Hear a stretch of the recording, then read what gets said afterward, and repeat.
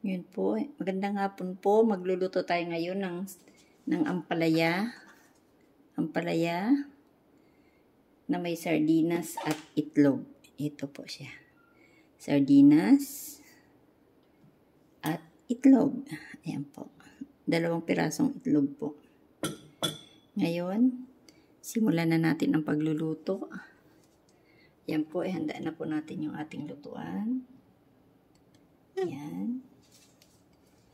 Painitin na natin siya.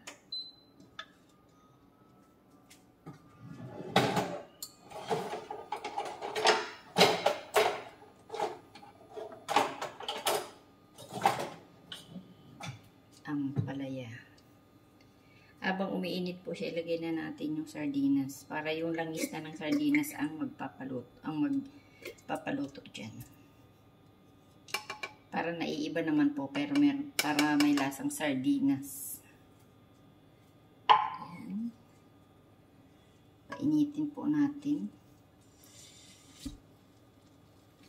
Durugin po natin konti yung sardinas para sumama siya sa gulay. Init na siya.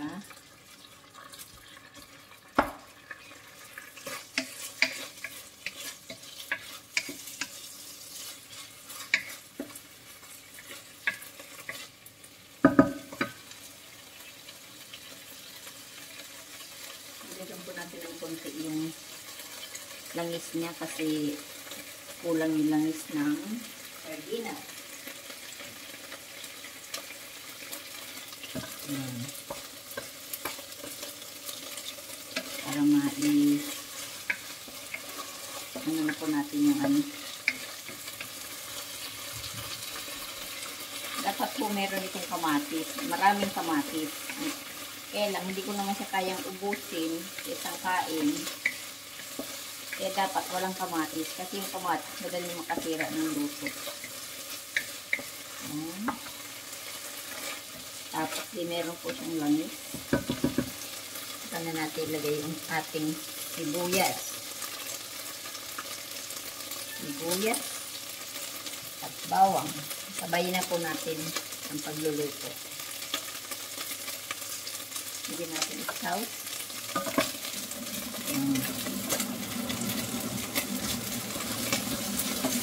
Iluna ko lang po yung sardinas kasi yung langis ng sardinas yun ang magpapaluto dito sa sibuyas at bawang.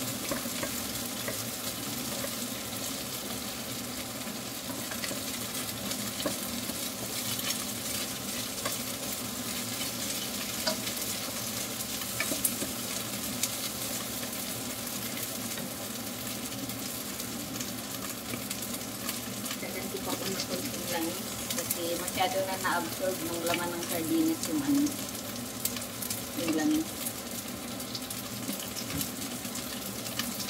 Ayan.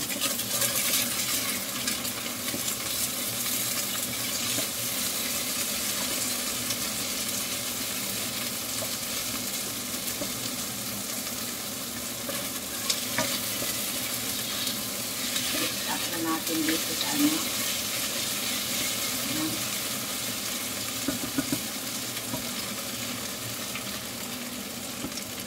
Tapos ilagay na po natin yung gulay.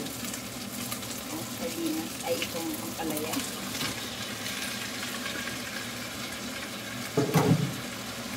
Para mahalo na po natin siya.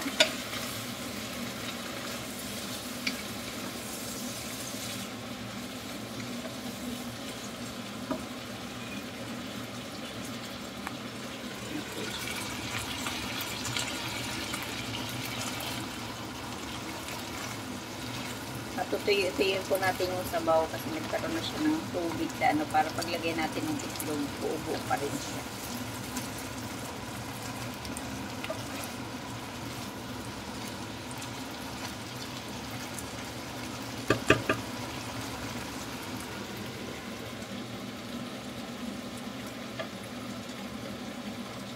Lagyan na po natin siya ng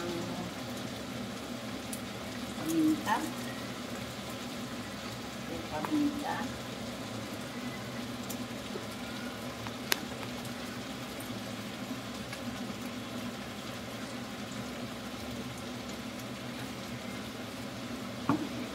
salt.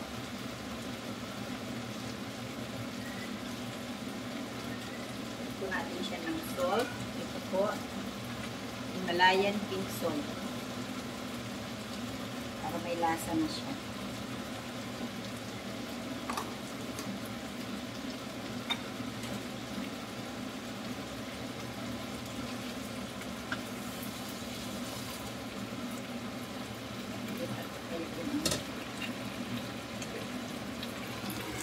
Yan po siya.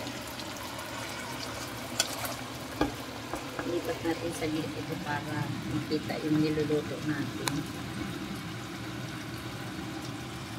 Yan. Yan po siya.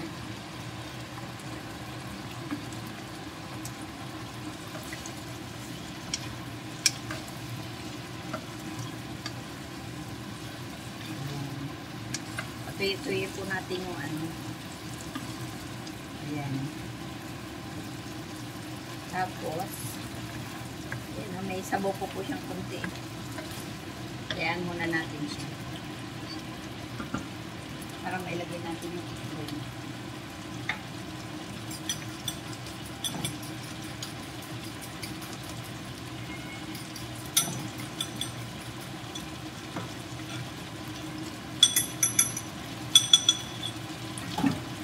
Ilagay na po natin itong itlog kasi dry na siya. Pwede na po ilagay yung itlog. Ayan.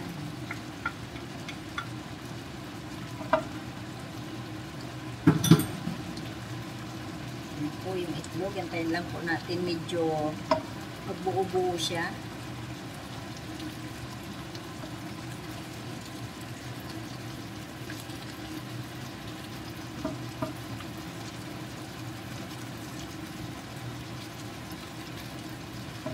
Kailangan ko ito pag niluluto, maraming siyang kamatis para mas masarap. O pwede din siyang lagyan ng hipon. Kung ayaw nyo ng sardinas, pwede siyang hipon. Pwede din siyang karne.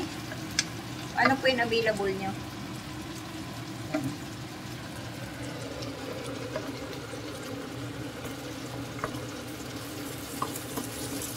Isang side lang po yung gulay, tapos yung itlog. Parang scramble egg. Para maganda nakikita siya sa ano, green at saka yellow.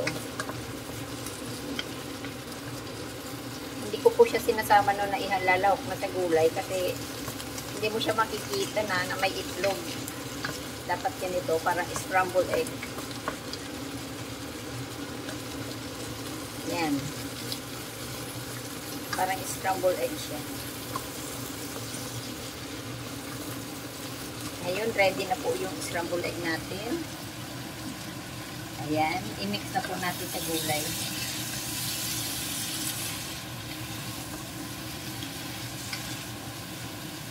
Ayan. Sabi nila, pag halo daw ng halo yung ampalaya, pumapait. Hindi naman. Saka mas masarap sa ampalaya talaga yung mapait.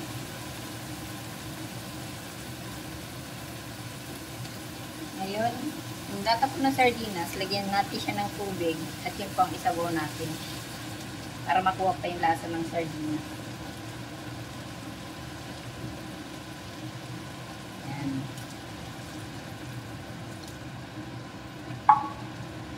Ayan na siya.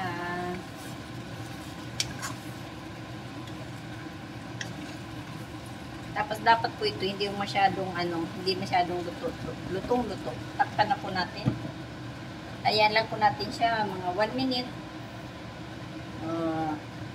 And then it's ready.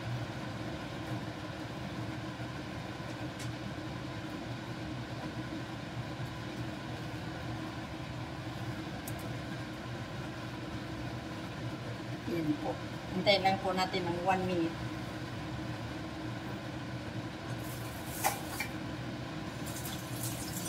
Yan po ang ating ampalaya na may sardinas.